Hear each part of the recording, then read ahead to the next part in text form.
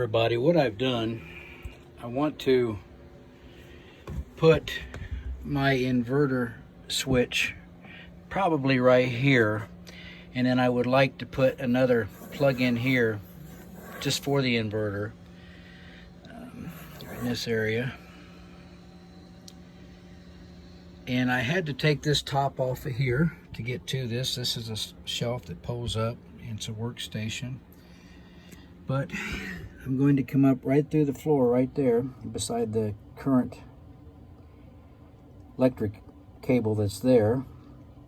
And I may just tie into that cable to my inverter, and we would lose an electric outlet, but I may just do that, but we'll see.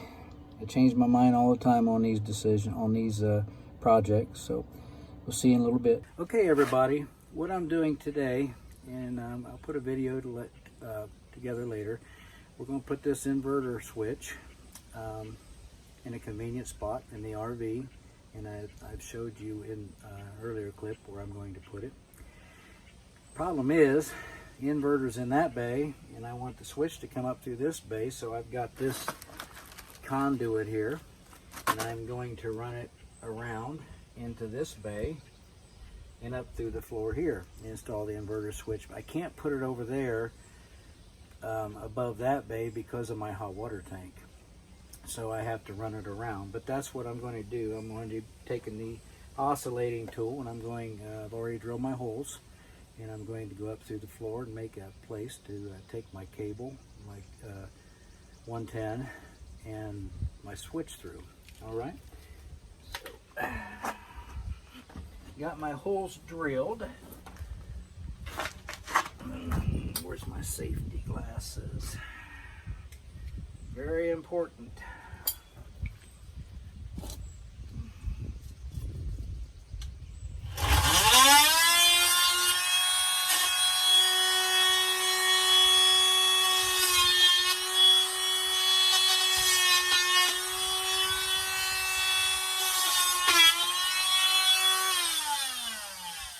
Wasn't too bad.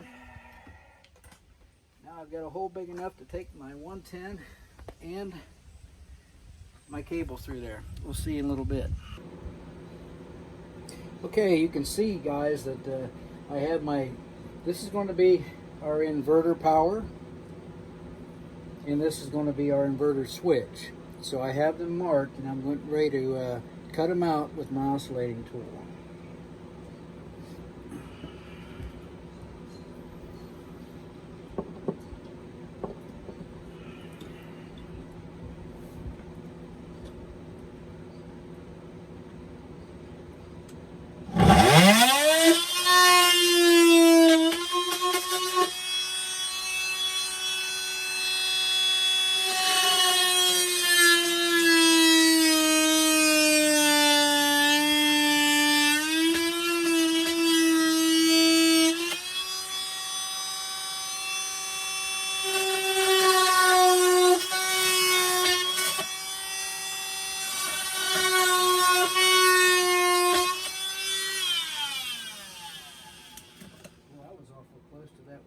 For this, gotta be careful.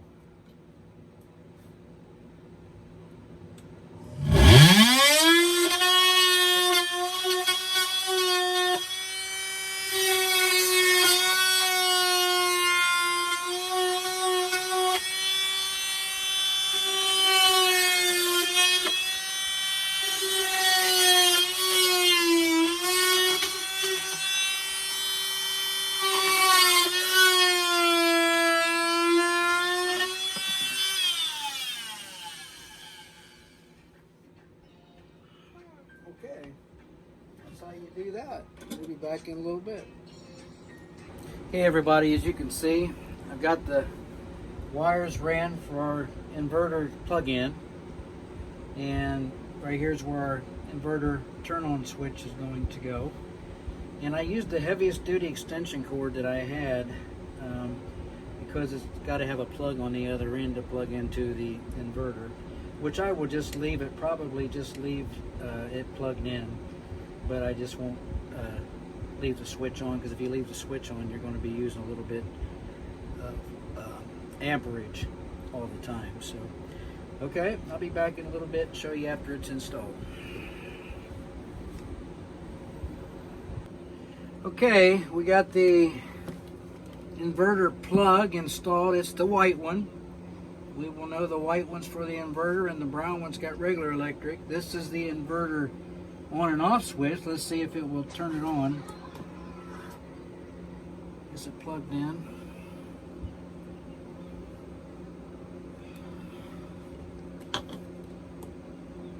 Okay, it turns it on. I forgot you have to hold it a second to get it to turn on. Here's the ultimate test, the hair dryer. A lot of watts. We have a 3,000 watt inverter.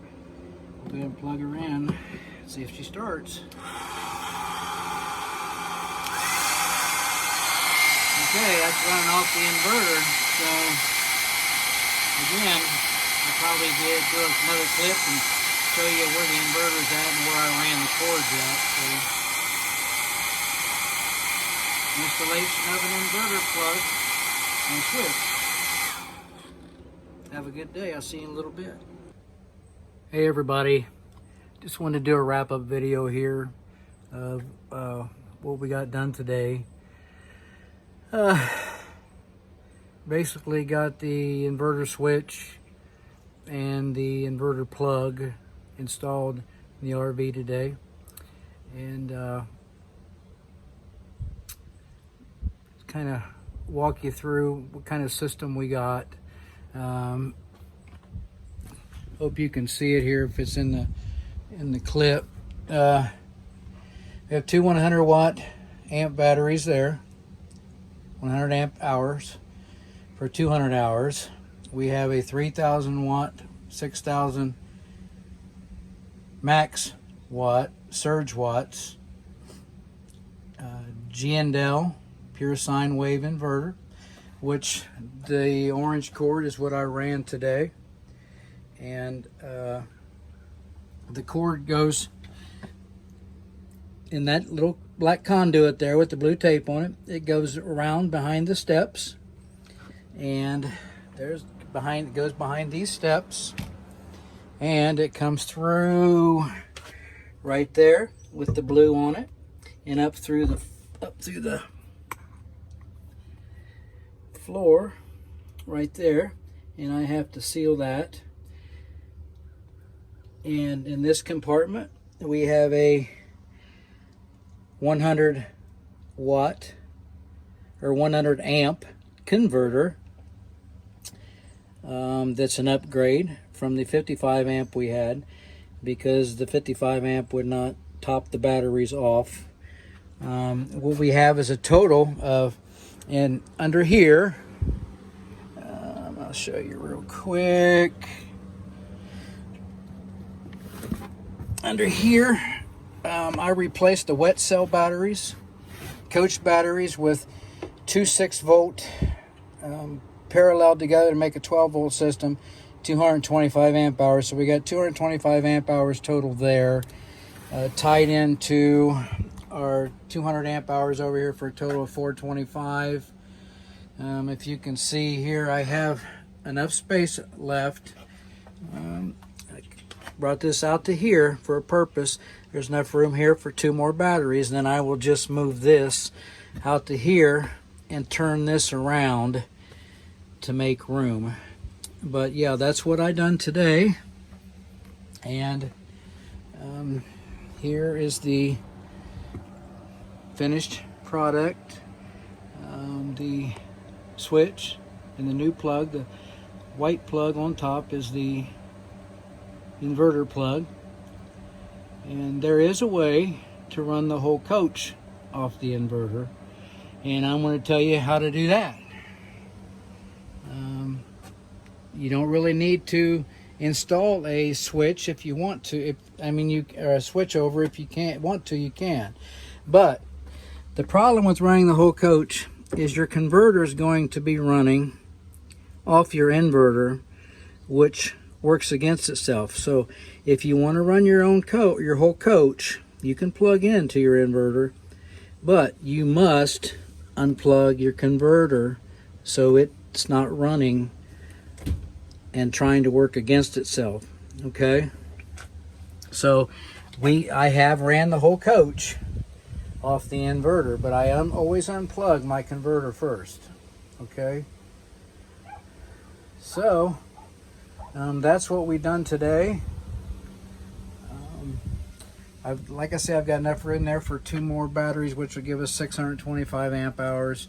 And right now we don't need it. If we decide to go out west or something, where we're going to be out there for a period of time, maybe boondocking without electric, we will need them then. But and right there's our solar MPPT charger. We do have 270 watt panels. I haven't got them mounted yet, but I will eventually. Right now I store them up in here, and I leave one of them plugged up, and then I unplug one, and I can store them up in here, and then I pull them out when we go places. Right now it's not that big a hassle. So okay, I hope you've enjoyed this video, and I hope it helps. Maybe it'll help you out. It's just good to have. I mean, it's good to have a coach that's self-contained, fully self-contained. We don't need electric. We don't need water. We don't need heat.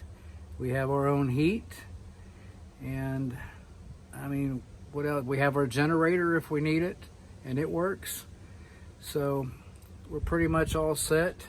I'm not a prepper or whatever you call them. I'm just somebody who likes to be able to take off if I want to, and just go somewhere where there's no electric, no water, and just have a good time if we want to. So from our heart to yours, we love you, and we hope you enjoy this video. Please like and subscribe if you like it. If you don't like it, hit the thumbs down and tell me why you don't like it. All right? Next Adventure Travels. We'll see you next time. Have a good day.